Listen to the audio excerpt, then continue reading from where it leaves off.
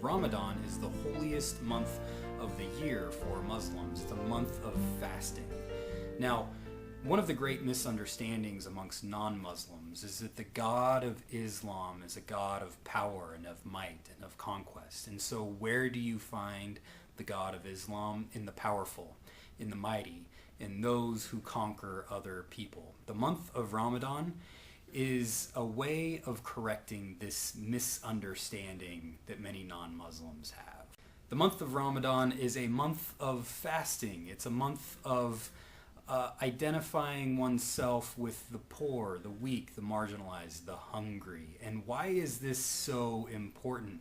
This is a radical message during Muhammad's time. For you see, Muhammad came into a world that's known as pre-Islamic Arabia.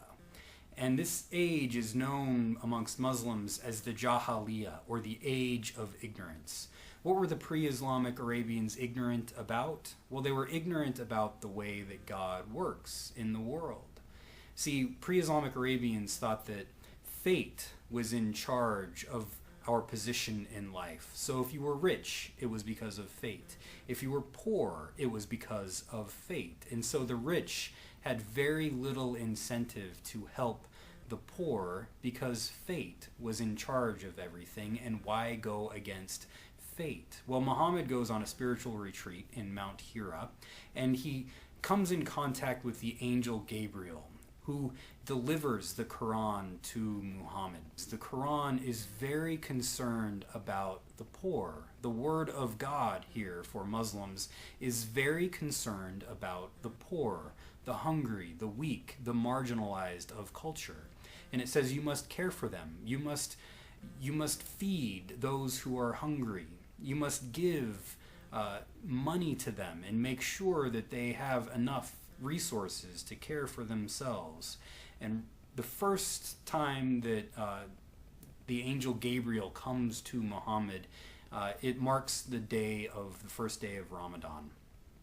Ramadan is a message that God cares about the poor, the marginalized, the weak of culture. Now, when Muhammad gives this message to the powerful Quraysh, the power tribe of Arabia during this time, they turn against him. This is his own tribe. Muhammad is a member of the Quraysh, and the Quraysh turn against him because they don't want to hear this message that they have to care for the poor.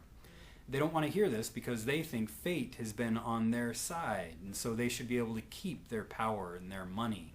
Muhammad says, no, God cares about the poor, and so should we. Well, there's this one passage in the Quran, chapter 80, where Muhammad goes to a few members of the Quraysh in order to try to seek some help. And here, a blind poor man comes up to Muhammad while he's doing this and starts asking him questions. And Muhammad ignores this blind poor man. And the Quran rebukes Muhammad for ignoring him. See, it's as if the Quran is telling Muhammad, caring for the poor is even more important than finding your own security. This is what the Quran is telling Muhammad. This is how important it is to care for our fellow human beings. And the whole month of Ramadan is reminding us that God cares for the poor, the weak, the marginalized, those who are hungry. And it says, identify with them, fast, so that you can identify with the poor. And during this time, it wasn't about whether the poor were Muslim or non-Muslim. They were just poor, and you care for them. Doesn't matter if they're Muslim or non-Muslim. So this is the message of Ramadan and the message of the Quran. And I think it's not only a critique of pre-Islamic Arabia, but it's a critique of much of our modern world as well. Whenever we turn away from the poor and the weak and the marginalized, there is Ramadan, there is the Quran to critique that practice. So those are my thoughts on Ramadan and the Quran, and I would love to hear what you think. Thanks.